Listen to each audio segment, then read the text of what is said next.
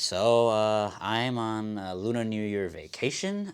I was editing the video with the fireworks, and whilst I was just playing back at like 20% speed, I noticed this really great sound sample for like a kaiju sound effect. So in normal playback speed, it probably wouldn't be as unusual. It sounds like this. But when played back at 20% speed, you get this.